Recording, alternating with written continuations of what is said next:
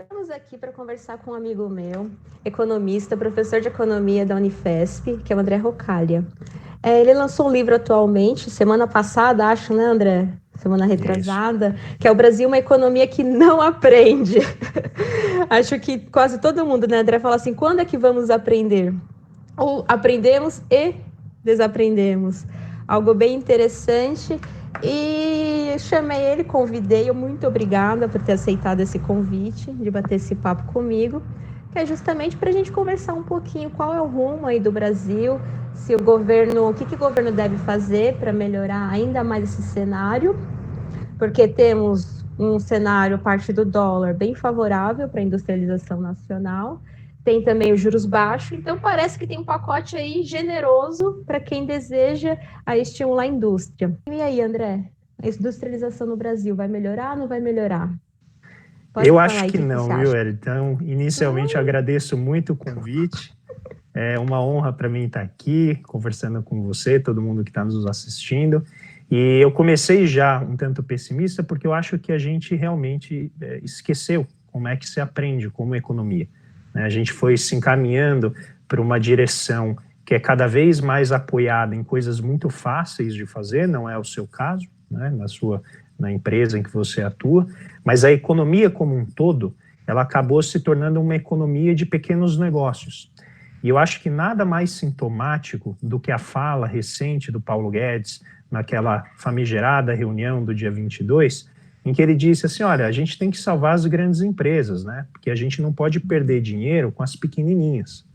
E o curioso dessa fala, acho que ela tem muitas dimensões para que a gente poderia analisar do ponto de vista sociológico, cultural, etnográfico, né, econômico, mas tem um elemento importante que eu quero trazer aqui para a gente conversar, que tem a ver exatamente com a escala.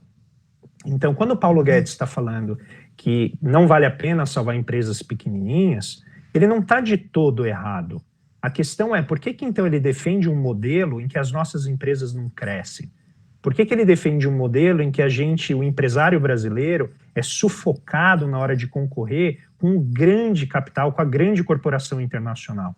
Por que a gente não desenvolve uma forma de criar um ambiente em que essas empresas podem ganhar escala, podem crescer e concorrer frente a frente com as grandes internacionais? Então, o nosso livro, O Propósito do Brasil, uma economia que não aprende, que eu escrevi com meu grande amigo Paulo Gala, é justamente tentar compreender quando que o organismo social brasileiro parou de aprender tecnologicamente falando. Então, em geral, quando a gente fala de aprendizado, a gente fica muito preso à questão de banco da escola, né? E a gente, né, nós dois somos professores, então nós somos insuspeitos de defender qualquer coisa que não seja educação. A gente vive pela educação. O ponto é, se você só colocar as pessoas no banco da escola, não vai resolver. Você precisa criar educação produtiva, você precisa ter um ambiente econômico em que as pessoas, quando formadas, vão poder ser desafiadas, vão ter empregos de qualidade, com segurança, com benefícios, para que elas se sintam motivadas a aprender cada vez mais. E o Brasil, infelizmente, ele acabou desde os anos 80, né, convergindo ao que a gente gosta de brincar, que é uma economia do shopping center, né? Então, uma economia de serviços altamente desiguais. Então, você tem, né, uma área dos serviços que são hiper sofisticados, com bons empregos, você tem grandes corporações, a maioria delas estrangeiras, né? Então, chegam as grandes, vão lá e compram as nossas empresas brasileiras, e a gente sabe que o sonho de todo empresário brasileiro é vender a sua empresa por bilhões, né, ou milhões de reais para alguma grande corporação estrangeira, o que é triste, né? Então, nesse sentido, essa nossa economia do shopping center, do serviço pouco sofisticado, ela acaba sendo acompanhada por um conjunto muito grande de serviços muito simplórios, de baixíssimo conteúdo agregado, de baixíssima demanda de capital. Então, a gente não tem nada contra food truck, né? Você abriu a sua pequena lojinha, a sua livraria, que depois dessa pandemia, acho que, né, não vai ter quase mais nenhuma livraria, né? Porque todo mundo vai comprar online e pronto. Mas como que a gente consegue criar um ambiente em que as empresas cresçam? E aí eu toco no ponto inicial que você colocou sobre o câmbio, né? Então você disse, olha, o câmbio agora está propício para a indústria. Se nós estivéssemos em 2003, isso seria verdade, né? Um câmbio nessa altura seria fantástico. Mas desde então, na verdade já faz muito tempo, mas o processo de desindustrialização brasileira, que é um dos mais acelerados, se não o mais acelerado no mundo, ele levou a uma situação muito esquisita, que a indústria ela foi perdendo grande parte dos setores que produziam peças, né, que produziam todos os elementos importantes para gerar o produto final. Isso tudo foi sendo colocado lá para fora. Então, hoje, os setores que sobraram, quando eles querem produzir, o que eles têm que fazer? Você deve saber disso, comprar lá de fora. E aí, o que acontece? A desvalorização do câmbio, que antes turbinava a rentabilidade, né, porque você ganha mais reais para cada dólar vendido, agora não, porque você também vai pagar mais pelo insumo importado. E aí já tem trabalhos muito interessantes de amigos meus, como o Guilherme Magacho, o Rafael Leão, o próprio Nelson Marconi, né, e eles vêm mostrando que a lucratividade da indústria vai se tornando cada vez mais atrelada à taxa de câmbio, no sentido inverso. Então, antes o câmbio desvalorizava, o empresário ganhava mais reais por cada dólar, ele tinha incentivo a vender lá fora. Hoje, isso já mudou. Então, uma parte razoável da indústria brasileira sofre com a depreciação cambial. E aí, para finalizar, o câmbio, ele é importante ser mantido num patamar competitivo, nem muito acima, nem muito abaixo, e de maneira estável. Porque imagina que você está comprando um insumo que num mês ele custa R$20 e no mês seguinte ele custa 45. Como é que você vai explicar para o teu cliente que você acabou de perder R$25 de margem e por isso você tem que repassar para ele uma parte da elevação de preço? Você vai perder o cliente, né? E o cliente pode parar de consumir ou pode, né, buscar um substituto, alguma coisa que diminua o peso daquilo para ele. Então, nenhum empresário gosta de taxa de câmbio pulando, né, e caindo. Ele gosta do quê? Uma taxa de câmbio estável que lhe permita acessar mercados no exterior. Então, nesse sentido, eu não consigo ver muito uma oportunidade para a gente reindustrializar o país enquanto este governo estiver aí. Eu não sei se há um outro que vai nos permitir, mas eu posso te garantir que este governo não vai. E eu digo isso sem nenhum desapreço pessoal pelo Paulo Guedes, eu não o conheço. Tudo que eu falar aqui está no campo das ideias, tá? E o tipo de pensamento dele não é um pensamento voltado para nutrir empresas industriais. É um tipo de pensamento que é, quem for bom vai conseguir. Só que tem gente boa que é pequena e gente boa que é grande. E nesse mercado os grandes ganham, como ele mesmo deixou claro na fala dele. Uau, André, você é bom mesmo, hein? Tudo que você começou a falar, eu pensava, uma pergunta, você já dava a resposta. Você pausava e já vinha com a resposta. Ou seja, você pensava, aqui, deixa eu responder já. Mas olha, teve 2 pontos aqui que eu achei bem interessante que você falou. Você me desanimou sobre a questão do câmbio, porque de fato, quando a gente olha a questão da produção, o Brasil é uma grande montadora para as poucas indústrias que restaram. Então, acaba dependendo, grande parte dos insumos vem de fora.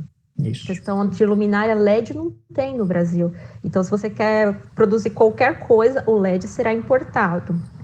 Então, mas tem a taxa de importação também, que é bem elevada, que se de repente aqui no Brasil se aprende a fazer essa tecnologia, porque aqui não se sabem fazer, você diminui aí essa questão da taxa de importação, que é uns 40%, talvez se torne uma margem. Então, acho que esse talvez seja um caminho para se pensar, mas não sei, né? Então, isso daí você me desanimou. Isso não foi muito legal, que de fato faz parte. Eu queria te dar uma notícia diferente, assim, mas eu não estou conseguindo ver realmente com a articulação, né, que o governo demonstra, que é uma articulação para secar o Estado, né? Então, eu gosto sempre de brincar que economia é a arte de gastar bem. Economia não é a arte de poupar. Tanto que a poupança é resultado do gasto que você faz. Então, né, nós fomos vitimados pelo Keynes logo cedo, então para a gente poupança é o resultado da renda não gasta. Então não dá para você falar de poupança sem falar de renda. Então para mim, economia é como que eu gasto dinheiro. Se eu gasto bem, é porque eu tenho um propósito com aquele dinheiro. E aí vem um problema que nos diferencia, talvez não, mas certamente de quem defende coisas parecidas com o que o Paulo Guedes vem falando, que é, imagina que você vai fazer uma dieta. Aí você fala assim, olha, eu quero emagrecer. Tudo bem, você quer emagrecer, você tem um metabolismo lá de 2.500 calorias, então você vai comer 2.000 calorias todo dia, você vai ter um déficit de 500 calorias e isso vai fazendo o teu corpo consumir o excesso de gordura e você vai emagrecendo ao longo do tempo.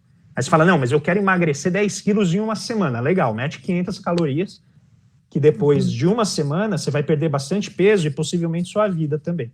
Né? Porque você vai começar a ter um monte de problema de saúde, uma série de questões, não vai dormir direito, vai ter possivelmente ansiedade, ou seja, tua vida vai se tornar um caos. E essencialmente é isso que o Guedes defende. Vamos enxugar ao máximo, vamos drenar a economia dos seus recursos. Por quê? Porque o Estado faz parte da economia. Não existe essa coisa de PIB privado e PIB público. Né? Os dois estão entrelaçados. E quando o Estado gasta pouco, o setor privado também tem menos receita. Então a gente está falando de um único corpo social que se você quer fazer uma dieta nele, não tem problema, você pode fazer. Mas qual é o teu objetivo? E, nitidamente, no caso do Guedes, o objetivo é só emagrecer o Estado. Eu já tenho uma perspectiva que é a seguinte, vamos emagrecer o Estado? Vamos. Como? Fazendo exercício, fazendo musculação, indo correr. E para isso ele vai ter que, às vezes, comer mais. Porque ninguém vai segurar uma rotina de exercícios consumindo menos calorias. E esse é o propósito do endividamento. Quando você se endivida para construir capacidade muscular, porque isso vai aumentar a tua produtividade no futuro, não tem problema tomar dívida. Para isso que tem a regra de ouro do orçamento. A regra de ouro nos diz que o Estado só pode se endividar se ele for fazer investimentos. Ora, o que são os investimentos do Estado? Essencialmente, aquilo que é grande demais para o setor privado fazer. Então, a gente está falando de infraestrutura, a gente está falando de empresas estatais que vão fazer coisas que não estão guiadas pelo lucro, mas estão guiadas pelo acesso. Né? Eu sempre acho fenomenal como que uma cabeça voltada para o setor privado diz assim, vamos privatizar os Correios? Porque isso aqui é um cabide de empregos e é super ineficiente. É óbvio, porque dificilmente alguma empresa privada vai querer abrir, né, uma agência numa cidadezinha no norte do Amazonas. Ele vai falar, mas não faz sentido ter uma cidade, né, uma agência dos Correios num lugar que tem tão pouca demanda. Pois é, mas quando a empresa estatal é guiada por outros objetivos, isso faz sentido. E aí, nesse aspecto, que a gente tem uma diferente concepção de rentabilidade, que é aquilo que orienta o mercado financeiro, e de produtividade.